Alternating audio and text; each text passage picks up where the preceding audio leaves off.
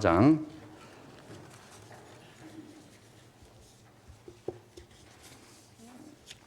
고린도후서 4장 5절부터 11절까지 교독하면서 우리 마음의 문을 활짝 열고 마치 시내산에서 모세가 십계명을 받을 때처럼 이 말씀을 받아야 되겠습니다.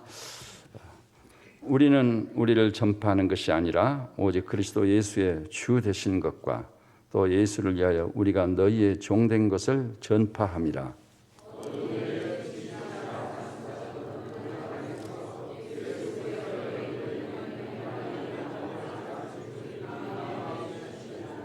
우리가 이 보배를 질그릇에 가졌으니 이는 심히 큰 능력은 하나님께 있고 우리에게 있지 아니함을 알게 하려 함이라.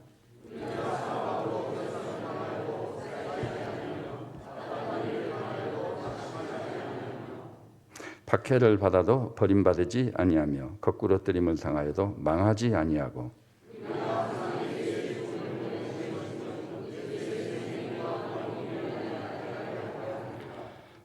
우리 살아있는 자가 항상 예수를 위하여 죽음에 넘겨지면 예수의 생명이 또한 우리 죽을 육체에 나타나게 하려 함이라. 아멘. 착석해 주시기 바랍니다. 이 말씀을 받기 전 먼저 우리 또 교제하기 전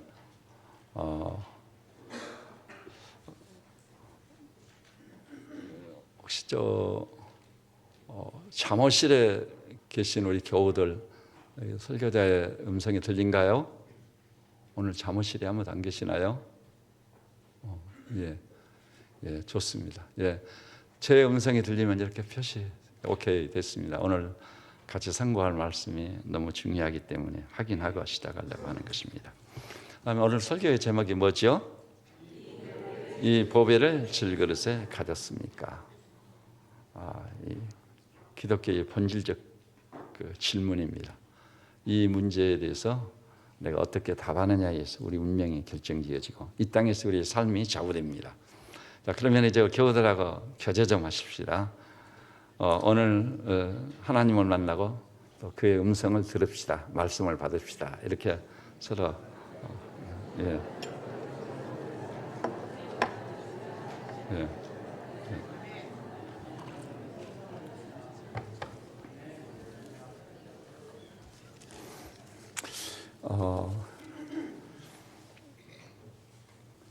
이 말씀이 자장가처럼 들려오는 분들이 계세요.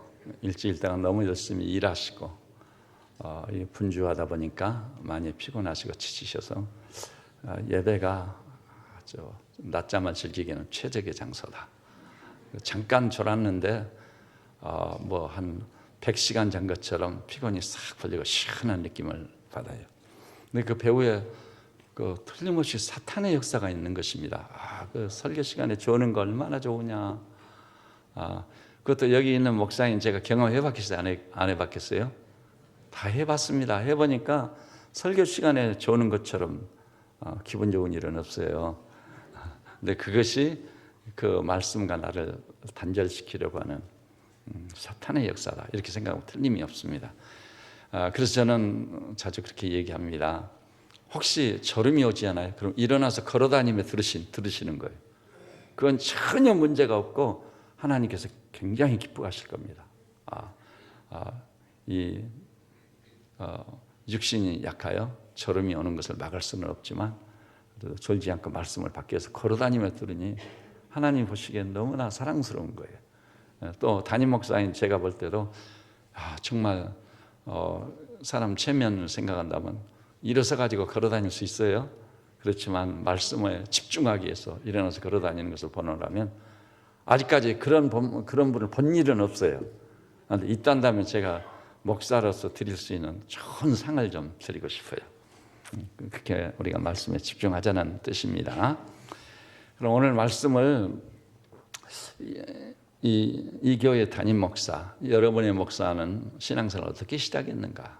거기서부터 시작을 하려고 합니다. 저는 모태신앙을 가진 자였습니다. 그 모태에서부터 강요당해서 교회를 다니기 시작했던 거죠. 초등학교, 중학교, 고등학교, 대학교, 군대에서 제대하고 돌아올 때까지 열심히 교회 생활을 했어요. 아주 모범생이었습니다. 그러니까 그 오랜 기간 동안 제가 섬기던 교회로부터 그 목사님으로부터 말씀을 들었으니 주님의 십자가는 부활에 관해서 수없이 말씀을 들었겠어요, 안 들었겠어요? 들었습니다. 근데 성경의 거의 대부분의 스토리는 다 접혔습니다. 그 나름대로 또 그런 과정 중에 제가 주님의 십자가가 부활이 나를 위한 것을 믿어졌겠어요, 안 믿어졌겠어요? 믿어졌습니다. 그래서 믿음을 가진 자였어요. 근데 그러면서도 저는 이런 생각을 했어요. 그 당시에 신앙생활이란 교회 열심히 다니는 거다. 그런 차원에서 생각을 했었습니다. 그런데 제대하고 돌아오면서 문제가 생기기 시작했어요. 분명히 내가 십자가도 부활도 믿는데 군대 생활까지는 승리했거든요. 저 특공훈련장 가서도 제가 승리했습니다. 그런데 이상하게 신앙의 퇴보 현상이 있는 거예요. 그때 많이 고민스러웠는데 그때 저는 학생운동에 전념을 하면서 그 사형이라는 것을 통해 다시 예수님을 인격적으로 영접하게 됩니다. 교회에서는요, 십자가에 대해서 예수님의 부활이나 정말 재림에 대해서 수없이 말씀을 들었으니까 익히 알고 있는 것들이에요. 또 그것을 또 안 받아들이니까 받아들여서 믿고 있었어요. 믿고 있었습니다. 그런데 사형리는 그것이 아니에요. 물론요, 요즘 참 불행한 일이고 제가 만나면은 그 문제를 가지고 진솔하게 얘기를 나눌 생각입니다. 누구냐? 제 친구 서울 남포교회 박영선 목사. 나 그 집에도 놀러도 가고 어떻게 이 친구가 책만 파고 공부만 하고 있으니까, 그리고 사모님이 차라도 가지고 들어가면 사탄 물러가라고 해버린대요. 그래서 제가 친구 여러 사람하고 같이 총신대 우리 김정우 교수라든지 저 권성수 교수랑 같이 공부하는 그룹이었어. 금요일 날 저녁에 공부가 다 끝나고 학교를 못 왔더라고. 왜 못 왔냐고 전화를 해보니까 학교 간다고 가다가 정원에서 쓰러진 거예요. 그래서 우리 한번 신방을 가자. 갔더니 제가 맨 뒤에 들어갔거든요. 사모님이 제 옷자락을 끌더라고요. 무슨 일이십니까? 했더니 우리 박전도사한테 얘기 좀 해주라고. 너무 궁금만 해가지고 오늘 아침에도 정원에서 쓰러진 게 아니냐고. 제가 차를 가지고 들어가면 사탄은 물러가라 해버린다. 이럴 수가 있느냐는 거예요. 그래서 알았다고. 근데 그 친구는 말해서 들을 사람이 아니에요. 박근혜 대통령님보다 소통이 더 안 된 사람이에요. 소통이 더 안 돼. 그래도 또 저 옳은 길로 가면은 소통이 안 돼야 맞는 거지 않아요? 가지고 그래도 그런 게 아니다. 그럼 결혼 하려고 했냐? 공부만 하려 치면은 내 중에 이제 사역을 어떻게 하려고 하느냐? 사역은 현장이에요, 삶이에요. 책하고 씨름하는 공부요, 학문이고 연구요. 현장에서는 아무 쓸모가 없을 수 있거든요. 그렇게 됐었습니다. 그런데 그 친구가 제가 그 박영선 목사 책을 딱 읽어보니까 사형리에 대해서 굉장히 폄훼하고 비판적으로 얘기했더라고요. 그건 훨씬 뒤에서 알았어요. 거기다가 최근에는요, 분당에 제가 그 이름을 거명해도 용서해 주세요. 이거 우리 그분들도 제가 이름을 거명했다가 마음 상할 분들은 아니니까 앞에 탁 트인 분들이시잖아요. 분당 우리 교회 이찬수 목사님이죠. 그분이 CCC의 사형리를 굉장히 폄훼해서 비판을 했더라고요. 그렇게 복음을 전하면 안 된다고. 아주 피상적인 복음에 대한 이해다고. 그렇지 않아요.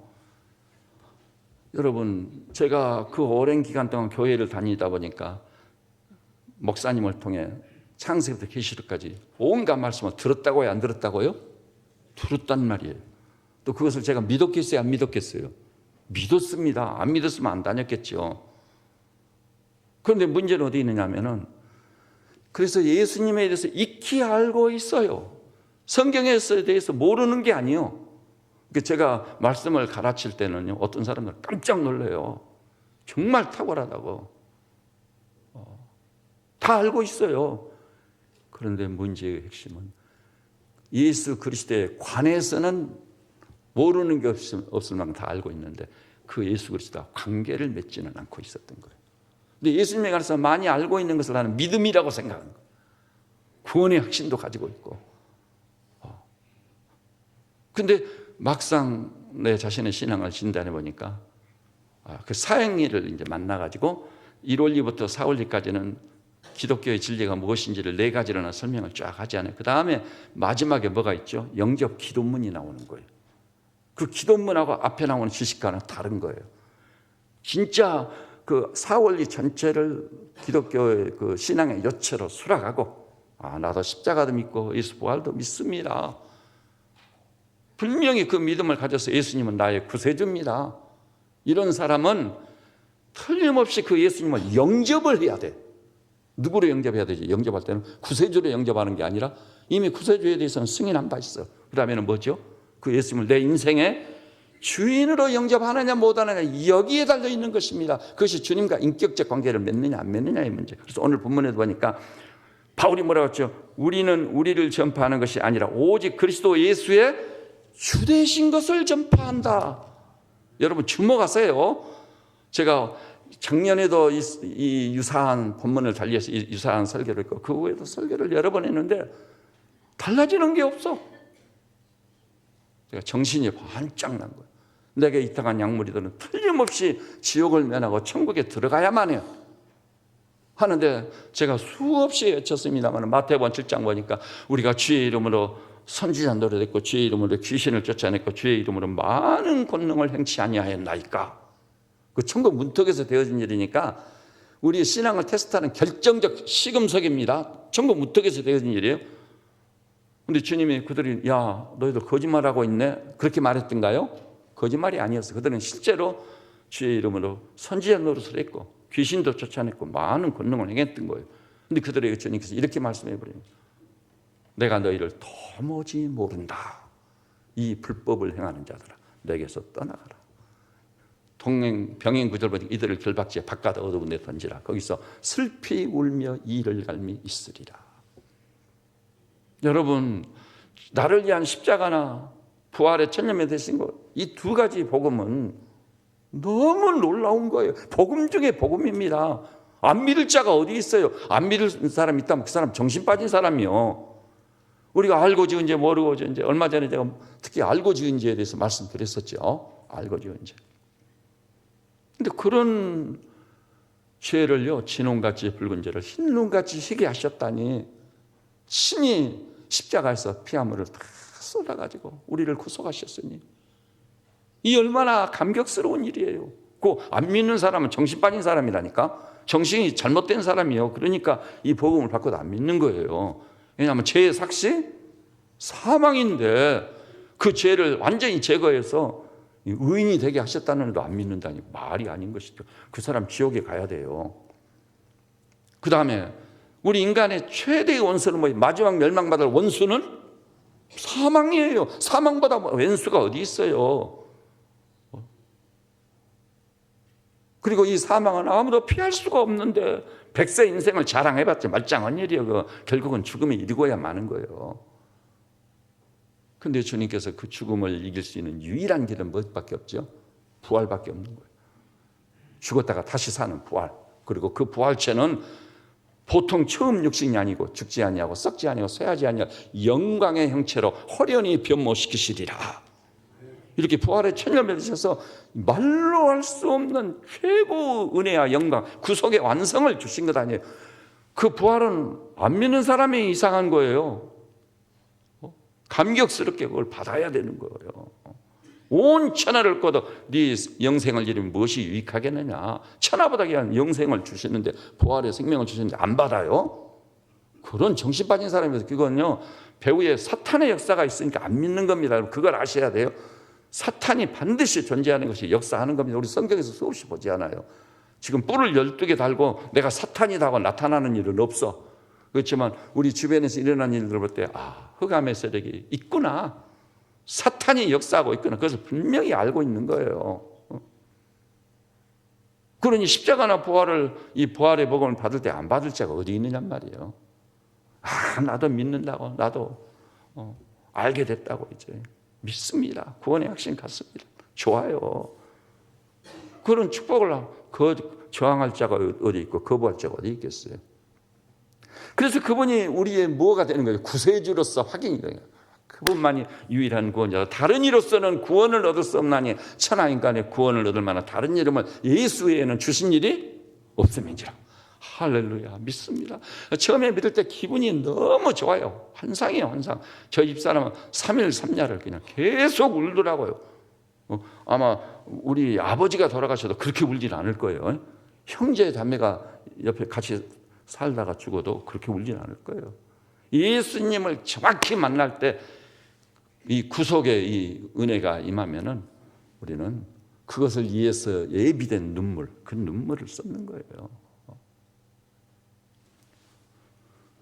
그렇게 해서 구세주가 됐는데, 이 구세주란 용어가 성경에 히라보 원어를 추적해보니까 몇 번밖에 사용되지 않았다고? 24번밖에 사용되지 않았어. 왜 이렇지? 그리고 특히 예수님을 향해 나와의 인격적 관계를 이야기하는 데 있어서는 구세주란 용어가 한 번도 사용되지 않았어. 토마가 손을 내밀어 못자국을 만져보고 손을 내밀어 창자국에 넣어보지 않고는 믿지 아니하기는. 근데 부활의 주님이 나타나신 거예요. 영광 중에 계시는 주님을 뵀습니다. 못자국 창자국을 확실히 확인했습니다. 그 순간 토마가 예수님을 자기하고 그거 이제 믿어졌잖아요, 구세주로. 근데 그때 주님과의 관계를 설정하고 이렇게 말했어요. Oh my Lord, 나의 주님, 주님이라고 했어. Lord. 근데 이 주님은 아까도 오늘 본문에 제가 얘기했죠. 우리가 전파하는 것은 오직 그리스도 예수의 주되심을 전파한다. 주 Lord. 근데 놀랍게도요, 이 Lord라는 말, 이 말은 히라보 언어로 몇 번 사용됐다고요? 자그마치 433회. 경악을 금할 수 없는, 어떻게 된 건가? 그럼 구세주로 그분을 고백하는 게 잘못된 건가요? 아니에요. 그럼에도 불구하고 중요한 것은 십자가나 부활로 말미암아 우리 구세주이심이 확인됐는데 그분을 내 인생의 주인으로 영접하느냐 안 하느냐에 달려있는 거예요. 이거야말로 대단히 중요한 겁니다. 근데 사역리는 보니까 1월 2일부터 4월까지는 뭐라고요? 복음이 뭔지를 설명한 거예요. 그리고 난 다음에 영접 기도가 있는 거예요. 영접을 해야 주님과 나와의 관계가 맺어진다. 아시겠죠? 영접을 해야. 그래서 요한복음 1장 12절 영접하는 자, 곧 그 이름을 믿는 자들이 하나님의 자녀가 되는 권세를. 그때부터 하나님은 나의 아버지고 나는 그분의 사랑받는 자녀가 되는 거예요. 이 관계성이 결정적으로 중요한 거예요. 그래서 예수님과의 이 관계성, 그래서 저는 사역일을 통해 예수님을 영접을 함으로 인격적으로 그분과 관계를 맺게 됐습니다. 정말 감격스러웠어요. 그리고 영접 기도 직전에 인용된 말씀이 계시록 3장 20절이에요. 내 인생의 향방을 결정지어버리는 놀라운 말씀. 그 말씀은 우리 예수님이요, 부활하셔가지고 승천하셔가지고 보좌에 계시다가 계시록 3장에 임재하셔가지고 사도 요한을 대해서 말씀한 거예요. 영광 중에 계신 부활의 주님이 계시록 1장, 2장, 3장 아시죠? 영광 중에 임하셨어. 그래가지고 이렇게 말씀하는 거예요. 볼지어다 내가 문 밖에 서서 두드리노니. 그 문은 무슨 문이겠죠? 마음의 문이요. 마음이 굉장히 카르디아, 마음은 늘 얘기하죠. 우리 인격과 인간 존재의 심장부예요. 심장부. 마음 먹기에 달려있는 거예요. 마음에서 모든 사건이 일어나는 거예요, 결국은. 그런데 거기 뭐라고요? 마음의 문을 열면. 주님이 어떻게 하시겠다고? 내가 그에게로 들어가. 경악을 금할 수 없는 일이요. 그 당시 제자들한테 이 말씀을 했단다면 제자들은요, 이게 무슨 소리냐 도대체. 아니 예수님이란 분이 몸을 가지고 있는데 그분이 우리 가슴에 들어온단 말이냐, 머리에 들어온단 말이냐, 말도 안 되는 소리지. 주님은 그런데 부활하신 후 분명히 그렇게 말씀했어요. 내가 그에게로 들어가. 그러니까 예수님 십자가 믿고 부활도 믿습니다. 그게 중요한 게 아니에요. 우리 주님께 중요한 건 뭐예요? 내가 그에게로 우리 안에 들어오시고 싶어 하시는 것. 그것이 중요함을 아시기를 바랍니다. 그리고 왜 들어오시려고 하는 거예요? 그는 나로 더불어 먹고 나는 그로 더불어 먹으리라. 우리와 더불어 살아주시기 위해서. 살아주시기 위해서. 그러니까 바울이 바로 이 삶을 명료하게 우리에게 전해주고 있어요. 그리스도 안에 있으면 새로운 피조물이라. 새로운 피조물 되고 하나님의 자녀된 자들은 어떻게 되느냐? 이전 것은 지나갔으니 보라 새 것이 되었더라. 완전히 존재적 변화가 일어나는, 그때의 변화가 일어나는, 그때 존재적 변화가 일어나는 새로운 피조물로. 새로운 피조물은 누구를 두고 한 얘기예요? 이전 것은 지나가고 보라 새롭게 된 자다. 그래서 바울은 말했습니다. 내가 그리스도와 함께 십자가에 못 박혀는 이제는 내가 사는 것이 아닌 내 안에 그리스도께서, 내 안에 그리스도가 산다고 말하는 거예요. 오늘 여기 나와서 우리 믿음의 식구들께서는 여러분 안에 그리스도가 내주하고 계신가요? 작년에 영적 기도문 제가 다 하게 했지 않아요? 그리고 진실로 기도했습니까? 그랬더니 아멘. 그래서 그러면 예수님 어디 계시죠? 하니까 내 마음에 계십니다. 다 얘기했잖아요. 이게 굉장히 중요한 거예요. 내 마음에 계신다. 근데요, 문제는 그 다음에 주님이 뭐라고 해요? 그는 나로 더불어 살고 나는 그로 더불어 산다. 주님이 우리와 더불어 살아주시는 삶이 이제 따라오는 건데, 영적 기도만 하고 주님의 내주만 확인하고 삶의 현장에서는 주님의 지시를 받아본 일이 없어. 내주를 확인한 일이 없어. 제가 다 얘기했는데도 그것도 한 번만 얘기한 게 수없이 얘기를 했는데, 그러면은 인생은 뭐예요? 나 예수 믿는다고 구원의 확신도 가지고 있다고 하고 삶은 누가 주인인 거예요? 내가 주인인 거예요. 내 마음대로 살고 내 멋대로 사니까 존재나 삶이 변화가 되지 않는 거예요. 성경은 근데 변화를 분명히 얘기하고 있어. 그래서 그 변화가 존재적 변화를 중생이라고 해버리고 하나님의 자녀가 된다고 말하고, 이제는 내가 사는 게 내 안에 그리스도가 산다고 말하고, 이 성경의 표현법들을 보면은 엄청난 변화가 일어나야 되는 거거든. 그래서 예수님 모시고 사는 자의 환희에 찬 삶이 확산되어야 돼요. 여러분, 그래서 예수님에 관해서 아는 것보다 보다 중요한 건 뭐라고요? 예수님과 관계를 맺는 것. 그분은 아버지요 나는 자녀로서, 그분은 목자요 나는 사랑받는 양으로서, 그분은 포도나무요 나는 가지로서, 이 밀착된 엄청난 불가분의 친밀한 관계성이 중요한 거다. 이게 없다 보니까 한국 교회가 이 지경이 돼버린 거예요. 밖에 나가면 거듭나기 전 자기 성품이 그대로 드러나. 그리고 교회 안에 죄가 너무 많아. 저는요, 솔직하게 말씀드립니다만 지난번에 제가 너무 감사했었어요. 당회하는 가운데 목사와 당회원들과의 신뢰관계를 얘기했더니 한 장로님이 그러시더라고요. 나는 목사님의 인격을 굳게 신뢰합니다. 그러시더라고요. 그러면서 이 연이어서 말했어요. 이 교회를 건축하시면서 수없이 돈을 지불하고 돈 관계를 했는데 목사들이 실패하는 이유는 돈 때문에. 그 다음에 뭐죠? 여자 문제. 근데 제가 알기로 목사님은 돈 사건이 하나도 없었고 여자 문제가 하나도 없었다. 그건 말할 것도 없는 거죠. 그 때문에 목사님의 인격을 저는 굳게 신뢰합니다 하시더라고요. 그 한마디로 저는 좋겠어요. 끝났습니다. 장로님이 그렇게 나를 신뢰한다. 됐다 그러면. 그럼 내가 다시 힘을 내도 목회를 제대로 해야 되겠다. 근데 저는요, 제 자신이요, 내 안에 내주하시는 주님과 늘 대화를 합니다. 늘 얘기하죠. 제가 아침에 일어나서도 주님, 피곤할 때도 주님 상당히 피곤한데요, 이제 밥을 먹습니다. 다 주님이 주신 식물들입니다. 감사합니다. 내 멋대로 결정을 해가지고 하는 일이 거의 없는 거예요. 그러니까 제 삶이요, 엄청 피곤하고 지치고 힘들 텐데도 기쁨이 충만한 거예요. 기쁨. 피곤한 줄 모르고 막 이 일 저 일 다 짊어지고 하는 거예요. 네? 만일 제가 내 힘으로 했단다면 진즉 쓰러져도 몇 번 쓰러져 버렸을 거예요. 주님이 내 안에 계시니까. 내주하시는 주님과 의논하고 그 지시를 받아. 그러면서 특히 교회 안에서요, 죄와 싸우되 피 흘리기까지 싸우라. 그래서 죄를 용납하지 않으려는 경향성을 띠고 있어요. 여러분 아셔야 됩니다. 일반 교회에서는요, 무슨 죄를 짓든 헌금만 많이 하면 오케이야. 축복받았다고 그러고, 나는 그렇지 않아요. 교회 재정에 손상을 줬다. 저는 끝까지 그 용납 못합니다. 그 사람이 회개하면. 내가 의롭다는 걸 드러내기 위함이 아니에요. 누군가 어느 형제를 정죄하고 심판하기 위함이 아니다.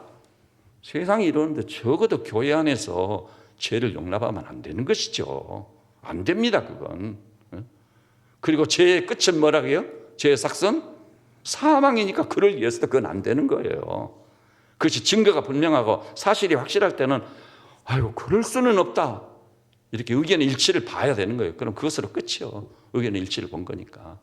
누군가를 정죄하고 심판하고자 함이 결코 아니다 이 말이에요. 나도 용서받은 죄인인데 내가 누구를 정죄하고 심판하겠어요. 다만 교회 안에 죄를 막기 위해서 죄와 싸우되 피 흘리기까지 싸우라. 그것을 확실히 할 뿐이에요. 그래서 제가 오죽하면 작년에 제가 여쭤봤죠. 여기 담임 목사가 성경대로 액면대로 말씀을 전하기를 원합니까? 그래서 우리가 세상에서 험악한 세상에서 살고 있으니까 좀 목사님도 어느 정도 타협을 해가지고 적당한 선에서 좀 말씀을 전해주세요. 뭘 원합니까? 그때 여러분이 입으로 그러셨죠. 그때 정말 우리 교우들이 자랑스럽거든요. 그래도 세뱃전은 약물이들이구나.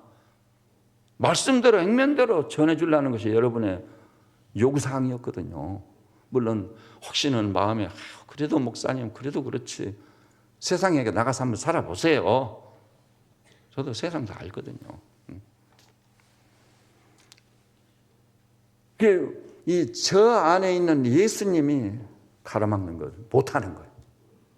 그 못하는 거예요. 수용이 안 돼. 용납이 안 돼. 또 어떤 장로님이 저보고 그랬다고 그래요. 우리 목사님 너무 강직해서 너무 강직하다고. 강직해서 탈이란 말까지는 안 하시고 너무 강직하다. 그런데 내 안에 예수님을 모시고 사는 그렇게 될 수밖에 없어요. 여러분의 목사가 교회 재정에 축을 내버리고 어느 목사님처럼 교회 재정 갖다가 교우들한테 월 얼마씩 지불하면서 막 돈으로 회유를 해서 일시키고 그럼 여러분 가만히 있으시겠습니까? 여자 문제가 있어가지고 이러고 다니면 여러분이 가만히 있으시겠어요? 여러분이 가만히 있으면 주님이 가만히 있지 않은 거예요. 그러지 않습니까, 여러분? 주님의 십자가 지신 이유도 우리 죄 때문이지 않아요. 그래, 죄와 싸우되 피 흘리기까지 싸워도 우리 인간이 연약함 때문에 그래도 죄를 짓는 건데 적당한 선에서 죄와 타협을 해요?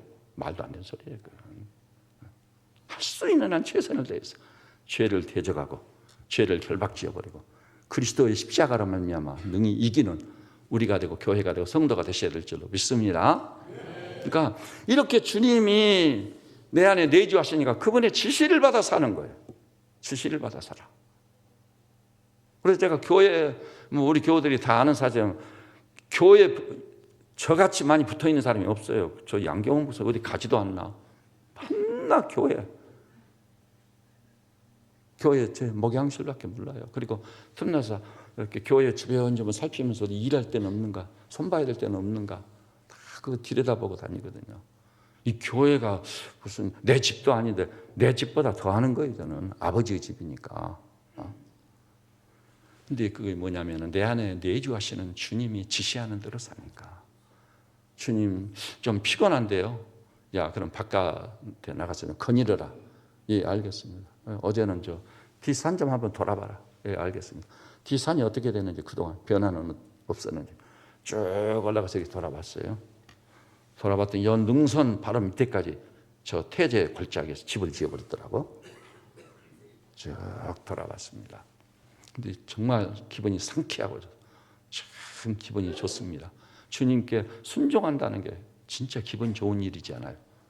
그런 천국을 맛보는 우리 성도들 되시기를 바랍니다. 근데 주님의 지시를 받지 않으면 확신이 없어. 그리고 지나는 거면 내가 사는, 그리고 분리할 때 어려움이 있어 도움을 요청할 때는 주님께 나가는 거예요. 그건 기독교가 아니다. 그것은 종교다.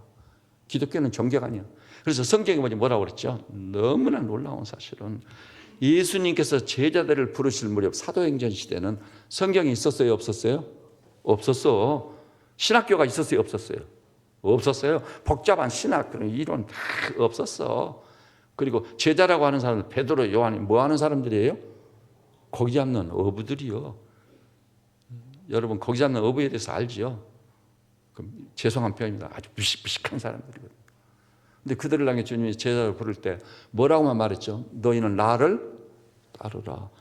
여러분 예수님 바라보고 따르는 것이 기독교입니다.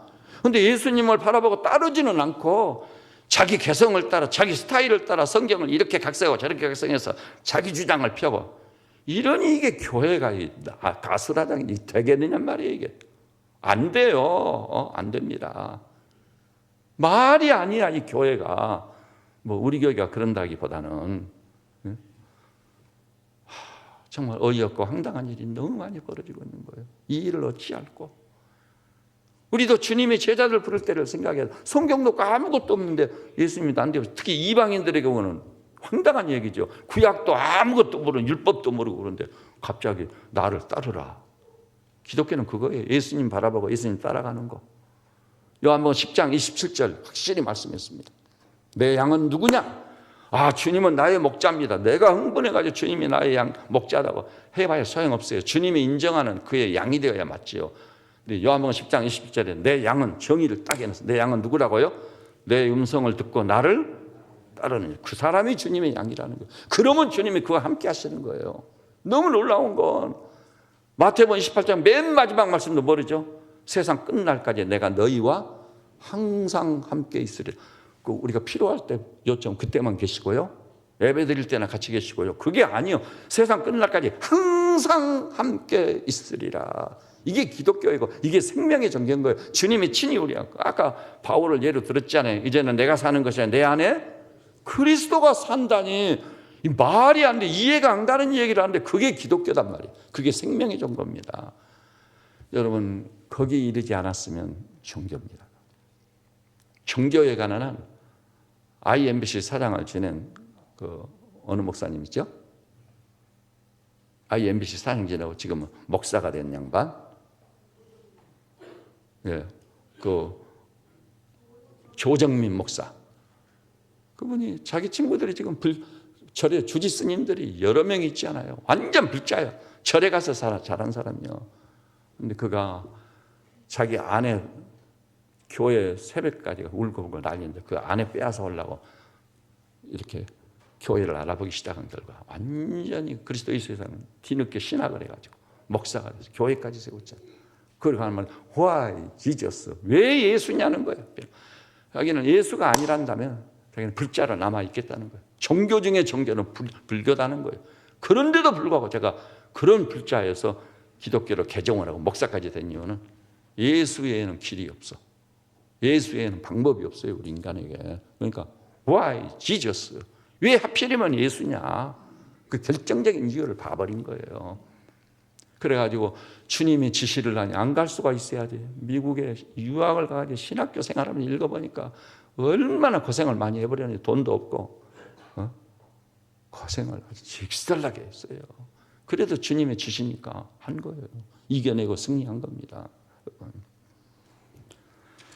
사실 그게 맞는 거예요. 여러분 우리가 아들, 딸 낳아서 기르잖아요. 그럼 아들, 딸들이 낳자마자 우리 아빠가 누구고 우리 엄마가 누구고 잘 알고 엄마, 아빠하고 따라다니고 엄마, 아빠 자식으로 사는가요? 엄마가 누군지도 몰라. 아빠가 누군지도 몰라. 자기를 낳았는지 안 낳았는지도 몰라. 그냥 엄마, 아빠 보고 사는 거예요. 엄마 보고 아빠 보고 사는 거예요. 엄마, 아빠. 이게 부자지간의 관계 아니에요? 예수님과 우리 관계도 그러는 거예요. 예수님 누군지 다는 몰랐어도 너희는 나를 따르라. 알겠습니다, 주님. 십자가가 있고 부활은 있으니까 그 주님 음성을 듣고 따라가는 거예요. 그래서 물론 객관성을 띠고 있고 확증된 절대적 하나님 말씀 성경이 있어요. 이걸 열심히 우리가 묵상하고 배우고 깨닫고 하는 거죠. 그러나요, 이 성경과는 달리 또 개인적으로 주님과 관계에서 여러분의 형편이 다 다르죠. 그렇죠. 상황이 다 달라. 여러분이 직면한 문제가 다 달라. 기로에 선 길들이 다 달라. 그때 어때요? 상황과 환경과 조건이 다 다르니까 그때 주님 제가 어떻게 해야 됩니까? 할 때 그 사람에게만 있는 주님의 내적인 음성이 있는 거예요. 내적인 음성. 이 성경을 통해 우리가 갈 바를 알게 되지만 그렇게 안 될 때는 어떻게 해요? 언제 이 성경 이제 교회 갓 나온 사람이 언제 배울 틈이 있어요? 예수님을 마음의 중심에 딱 모시면은 주님께서 그 개인의 상황과 조건에 맞게 음성을 들려주시는 거예요. 그 대신 범사의 주를 인정하라. 그리하면 너희 길을 지도하시리라. 이게 기독교인 거예요. 주님 어떻게 해야 되겠습니까? 이렇게 해라. 예, 알겠습니다. 그러면 주님이 너무 기뻐서 춤추시는 것이죠. 그러니까 성경은 전부 그거요. 저 히브리서 12장 2절도 보니까 믿음의 죄요 온전케 하시는 이신 예수를 바라보자. 기독교는 예수 바라보는 정도예요. 예수만 바라보는 거예요. 구약도 똑같아요. 그 현재형을 사용했거든요. 지속적으로 바라보라는 거예요. 오직 여호와를 앙망하는 자는 새 힘을 얻으리니 독수리 날개치며 올라감 같을 것이다. 달려가도 곧 믿지 않고 걸어가도 피곤치 않아. 누구가? 여호와를 지속적으로 앙망하는 자. 근데 조금 살만하면 딱 등지고 이제 내 인생 내가 사는, 내 인생 내가 주인이니까 내가 살아야지. 주님이 아주 슬퍼하십니다. 슬퍼하세요. 오늘 여기 나서 우리 교우들이요, 지금까지 내가 신앙생활 어떻게 하는가 그렇게 생각하지 마시고 예수님을 여러분의 마음에 왕자에 모셨는가? 그래서 예수님을 내 인생의 주인으로 영접했는가? 그래서 주님인 그분이 말씀하면 주님의 종이니까 난 지시를 받아서 알겠습니다 주님. 제가 수없이 제가 신학교 다니는 얘기도 수없이 했어요. 12시에 자든 11시에 자든 2, 3시에 일어나면 주님 어떻게 하겠습니까? 일어나라. 예, 알겠습니다. 그 다음은요, 엄청 한이가 있고 재미있는 삶이에요. 어떨 때는 너무 피곤해서 좀 더 자야 될 것 같은데 아니다. 가거라. 예. 그 다음은요, 운동장에서 4바퀴 돌아라. 예, 알겠습니다. 그 다음은요, 채플에 가서 엎드려라. 예, 알겠습니다. 그분의 지시를 받아서 날마다 주의 뜻을 이루고 주를 기쁘시게 하고 영화롭게 하는 삶인 거예요. 그리고 그러다 보니까요, 이 예배당지는 터도 얘기 다 해드렸죠. 관청에서나 서울 공대 졸업해가 중앙대학 교수하면서 있는 사람들은 허가 내다 다 실패하고 돈 써도 안 되고 인맥을 통해 말해도 안 되고 안 되는데 저는 주님께 주님 뜻입니까? 내 뜻입니다. 알겠습니다. 현행법으로도 안 되는 건데 내 뜻이니라. 난 주님이 뜻이라니까 될 줄로 딱 믿은 거예요. 그래서 드디어 허가가 난 거예요. 그러니까 김영규 시장님이 와서 이 교회는 누가 허가 내줬느냐는 거예요. 250평밖에 허가가 안 되는데 현행법상 이 평수를 허가는 누가 허가 내줬느냐는 거예요. 여러분, 물론 저도요, 연약한 부분이 너무 많아요. 어떨 때는요, 주님을 깜빡 잊을 때도 있어. 주님 손님처럼. 제가 그런 얘기 해드리죠. 제가 여기 계신 우리 조승삼 장로님한테 예배 끝나고, 조 장로, 내가 조 장로 집에 신방 좀 가려는데 어떻게 생각하세요? 아이고, 목사님 대환영입니다. 오셔서 예배도 드려주시고, 기도도 가족들을 해주시니, 그 목사가 기도 아무 의미도 없고 효력도 없는 거 아닙니다. 틀림없이 주님은 약속했어요. 내 이름으로 무엇을 거면 내가 시행하리라. 그 대신요, 네가 내 안에 있건 내가 너희 안에 있으면 무엇이든지 원하는 대로 구하라. 그리하면 이루리라. 그러니 얼마나 좋아요. 목사님이 와서 기도해 준다는데. 근데요, 신방이 딱 끝나고는 조장님 댁에서 묻지는 말고 1년간 살아야 됩니다. 1년간. 그럼 아니 무슨 말씀을 하신 거예요? 아니 1년간 살아야 된다니까. 아니 잠깐 신방하고 손님처럼 가는 것은 대환영인데 온갖 다가 다 준비하고 필요하면 식사까지 준비해서 대접해드리고 좋은데 우리 집에 와서 살겠다니 말이 아니야. 어느 방을 주며 세상에 집에서 가족끼리 다툼도 있고 싸움도 있었는데 목사님이 와서 있다니 이게 정말 싸우지도 못하고 이게 말이 아니야. 여러분, 주님을 모시는 것을 그렇게 부담스럽게 생각하는 사람들이 있어요. 손님으로 지난 것은 좋아. 예수님을 예배 때 필요해서 기도할 때 문제가 있으니 해결해 달라고 할 때는 좋아. 그런데 예수님이 뭐요? 내가 그에게로 들어가 그로 더불어 먹고 그로 더불어 그는 나로 더불어 먹으리라. 같이 살아준다.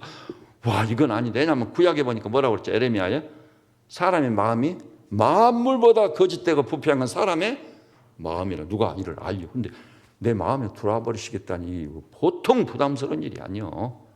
보통 부담스러운. 제가 가면은 밥도 준비해서 줘야 되고 아무리 바빠도 목사님 밥상을 그래도 챙겨보고 아주 부담스러운 일이잖아요. 근데 주님을 모시는 것도 그 부담스럽게 생각한다고. 내 인생 내가 살지. 필요할 때는 도와주시면 됐지. 예수님을 왕자에 모셔버려? 큰일 났네 이거. 예산 일이 아니네. 그것이 아니에요. 예수님이 내 안에 들어오시면요. 오늘 설교 제목으로 이제 갑니다. 사실 설교가 상당히 길어야 돼요. 길어야. 오늘 좀 여러분이 조금 길더라도 들어주시겠습니까? 그런데 대답이 시원치 않아요. 적당히 조절해서 할게요. 조절해서. 근데 아니면 나누어서 하든지. 오늘 설교의 제목이 뭐죠? 이 보배를 질그릇 속에 가졌습니까? 이건요, 그리스도인의 정체성을 명확히 보여주는 놀라운 정체성이란 말이 무슨 말이죠? 소금이 되는 본질적 성품, 그게 뭐죠? 특성이 짠맛이요. 그것으로 부패를 방지하고 그것으로 어떻게 하죠? 맛을 내는 거예요. 그런데 만일 소금의 정체성인 소금이 맛을 잃어버리면 어떻게 되죠? 밖에 버림받아요. 밟힐 뿐이에요. 정체성이라는 굉장히 절대적인 거예요. 존재가 있고 없고에 달려있는 거예요. 모든 존재는 정체성에 의해서 존재되는 거예요. 그러면 그리스도인의 정체성이란 뭐라고요? 이 보배를 질그릇 속에 갖는 거다. 질그릇은 뭘 의미하지? 이 문맥을 보면 우리예요. 인간. 여러분이나 저나 우리 인간이라는 존재는 질그릇같이 깨어지기 쉬운 존재예요. 지극히 연약한 존재예요. 감기만 세게 걸려도 아이고 죽겠다. 그런 말이 절로 나와요. 우리 육신이 낡아가는 걸 막지를 못해. 청춘을 살고 싶은데 세월이 흘러가면 낡아가뇨. 어떻게 하냔 말이에요 이게. 미스코리아도 얼굴에도 자기를 비춰보면 이 주름이나 아이고 내 얼굴이 이게 뭐냐. 그래도 미스코리아인데 미스코리아도 별 수 없어요. 별 수가 없어. 그리고 환경의 지배하에 놓이게 돼요. 환경의 지배. 우리 여기 교육관이요. 저거 지을 때 최초로 지어진 목구조 주택이에요. 미국 사람들이 쓰는 자재를 그대로 수입해서 그대로 지어놨거든요. 캘리포니아의 기후 때문에 저런 목조구조 주택을 지어도 아무 문제가 100년 되고 200년 돼도 그대로 존재해요. 그런데 우리나라는 어떠죠? 겨울에 추웠다, 얼었다, 풀렸다 막 계속하고 반복하고 또 여름에는 우기가 있어 비가 막 쏟아져서 젖어버리고 그러다 보니까 이게 처음에는 좀 송송한 것 같아요. 몇 년 지나다 보니까 수리하지 않고는 건물을 못 쓰게 돼. 이번에도 제가 야 여름도 가까워 비 올 때도 가까우네. 교회를 상세하게 뜯어봐라. 예 알겠습니다. 저 돌아서 이렇게 보니까 저 건물에요. 문짝 틀 하나 온전한 게 없어. 다 거미가고 그대로 놔두면 그 좀 있으면 못 쓰게 돼요. 그 다음에 저 겨울적으로 돌아가 보니까 이게 장난이 아니야. 지금 손 안 보면 오래 지나면 저 건물 못 쓰게 되는 거예요. 아이고 주님 큰일 날 뻔했습니다. 역시 주님이시거든요. 이 교회 머리는 누구신 거예요? 예수님이시니까 예수님이 몇 발짝 앞서가면 다 보시는 거예요. 그래서 이거 빨리 이거 수리하지 않으면 안 되겠구나. 큰일 날 뻔했구나. 여름 지났다면 못 쓰게 돼요. 어긋나는 거예요. 그 환경의 지배를 받아 건물도 우리 사람도 마찬가지입니다. 환경의 지배를 절대적으로 받는 겁니다. 참으로 연약한 존재다. 그래서 그 연약한 존재를 넣고 우리가 뭐라고? 깨어지기 쉬운 질그릇 같은 존재다. 너희는 질그릇이다. 바울이 나도 질그릇이고 다른 사람도 질그릇, 다 질그릇이다.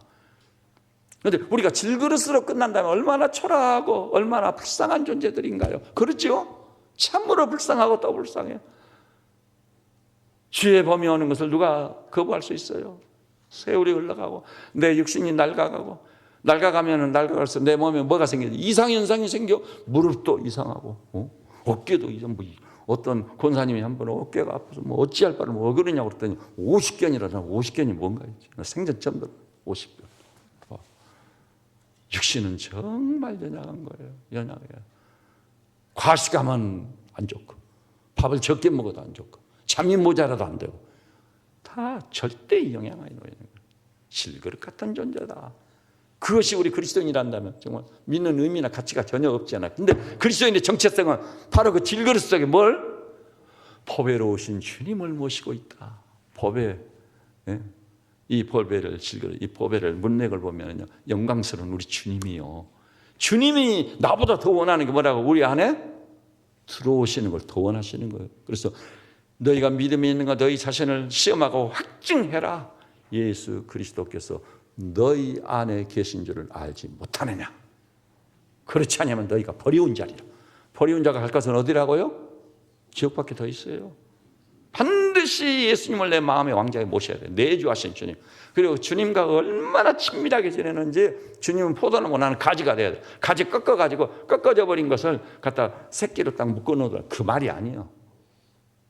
주님은 포도나무 나는 그 줄기에 꼭 붙어있는 가지인 거예요. 가지가 하는 일이 있어요, 없어요? 가지는 아무 일도 할 필요가 없어. 오직 뭔만 있으면 돼요? 온줄기에 붙어 있기만 하면 되는 거예요. 그러면 생명의 수액을 받아 풀을 주고 꽃을 피고 열매를 맺고 놀라운 절로 열매를 맺나니. 그의 요한복음 15장 말씀이에요. 절로 열매를 맺나니. 여러분, 우리가 말씀을 깊이 묵상해서 말씀대로 주님의 기뻐하시는 뜻대로 신앙생활 하십시다. 해야 돼. 응? 어떤 사람들 나 주님 잘한다고 내가 교회를 얼마나 다녔는데 나를 얕잡아 보지 말라. 다 아무리 많이 알아도 소용없어요. 지식은 사람을 피곤케 한다고 전도사가 말씀하고 있어요. 주님과의 살아있는 인격적 관계. 그래서 그걸 뭐라고 그러죠? 나를 따르라 했어요. 그분 음성을 듣고 그분을 따라가는 거예요. 그걸 갖다 산예수 산신앙이다. 그게 산신앙인 거예요. 여러분, 주님은 목자에 나는 그 양이다. 그래서 목자의 음성을 듣고 그 목자를 따라가는 거. 주님은 신랑이여 나는 신부다. 그렇게까지 표현하셔요. 비유로 말씀했어요. 여러분, 예수님이 여러분에게 신랑이 되셨어요? 진짜 신랑입니까? 오 마이 로드, 나의 주, 나의 하나님, 당신을 사랑합니다. 그래서 여러분 기도할 때 자연스럽게 그렇게 기도하세요. 사랑하고 사모하는 주님, 내가 주님을 사랑하는 줄 주께서 아십니다. 그럼에도 불구하고 내가 깨지기 쉬운 질그릇인 거 주님 잘 아시죠? 그러니까 이처럼의 사랑으로 나를 사랑하시는데 그 사랑만 의지하고 내가 나갑니다. 신랑과 신부로서 관계를 유지하고. 여러분 결혼해 보셨죠? 결혼 망했다 하면 지가 언제 만났다고 배는 게 없어. 아빠고 엄마고 뭐 신랑 신부 막 해가 야단이야. 그래서 우리말로는 뭐라고 하지? 깨소금이 쏟아진다. 깨소금 냄새가 난다고 그러거든. 근데 주님과 신랑 신부, 그것도요 저 구랑 뭐죠? 신랑 신부니 구랑 구부라고 하지 않았어요? 신랑 신부예요. 신랑 신부. 그렇게 주님과 아기자기한 사랑을 꾸며 포도나무와 가지로서 불가분의 관계를 맺고 주님이 내 안에 항상 언제 봐도 내 안에 계셔. 내 중심에 계셔. 그리고 내가 언제 물어봐도 내 상황에 맞게 주님의 음성이 들려와. 내적 음성이 있단 말이에요. 이렇게 해서 주의 길로 가서 오늘 본문에 보니까 기독교인의 정체성이 이 보배를 질그릇에 가졌다. 그런 성도들 되시기를 주님의 이름으로 축원합니다. 깨지긴 쉬운 질그릇이지만 이제 놀라운 존재가 있어요. 보배로우신 예수님, 영광스러운 우리 주님을 왕좌에 모신 거예요. 그러니까 그거 봐보세요. 너무 놀라운 일. 우리가 사방으로 우겨싸움을 당하는 일이 있어도 쌓이지 아니하고 답답한 일을 당해도 낙심하지 않고 박해를 받아도 버림받지 않고 거꾸러뜨림을 당해도 망하지 아니하는 놀라운 승리가 있는 거예요. 그러니까 내 안에 계신 주님 때문에. 그래서 우리는요 이 보배를 질그릇에 가졌으니 이는 심히 큰 능력은 누구에게 있다고? 하나님께 있는 거예요. 우리에게 있는 게 아니에요. 우리는 여전히 깨어지게 계신 질그릇이에요. 그래서 여러분이 이렇게 주님을 왕좌에 모시고 주님의 지시를 받아 살아보세요. 혹시 영적 기도를 안 한 분들이 계시다면 그 분명한 순간이 있어야 돼요. 여러분이 개인적으로요 주님 앞에 호적호적 엎드려서 주님, 계시록 3장 20절을 딱 찾아서 보는 거기 보니까 볼지어다 내가 네 문 밖에 서서 두드리고 있다. 문을 열어라. 알겠습니다. 문은 뭘로 연다고요? 기도로 엽니다. 주님 내 마음의 문을 확장 열어드립니다. 문을 열면 그에게로 들어가 약속을 줬자 내 마음에 오시고 왕자에 앉아주십시오. 내 왕자를 주님께 양도해 드립니다. 이제 주님이 내 인생의 주인이십니다. 그 이유는 주님이 나와 더불어 먹는다. 더불어 살아주실 줄 믿습니다. 이렇게 영적 기도를 확실히 하시고 그 주님 모시고 사세요. 그 주님 모시고 사세요. 그러면 여러분의 입에서도 요한처럼 주는 포도나무 나는 가지입니다. 이런 말이 절로 터지고 예수님이 너는 나를 따르라. 예 알겠습니다. 그 음성 듣고 따라가고 이제는 내가 사는 게 내 안에 그리스도가 살고 바울처럼 얼마나 놀라워요.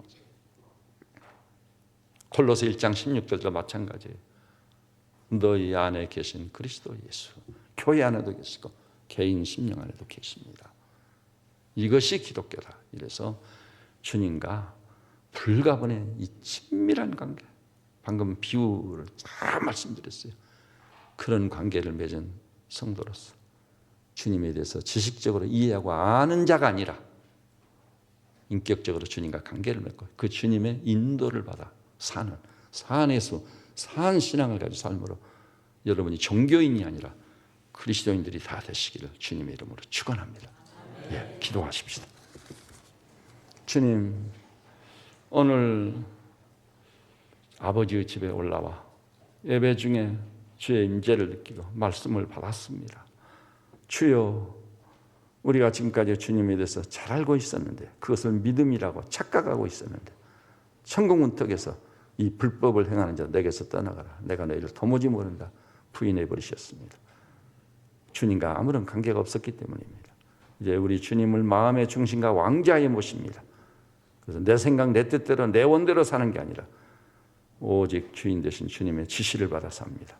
주님은 포도나무고 나는 가지입니다. 주님은 신랑이요 나는 신부입니다. 무엇보다 주님은 목자요 나는 사랑받는 양입니다. 그래서 주님이 지시 아니면 복음을 전해라. 예, 알겠습니다. 시장을 가거라. 예, 알겠습니다. 시장 가서 이렇게 해라. 예, 알겠습니다. 직장에 출근해서는 이렇게 해라. 예, 알겠습니다.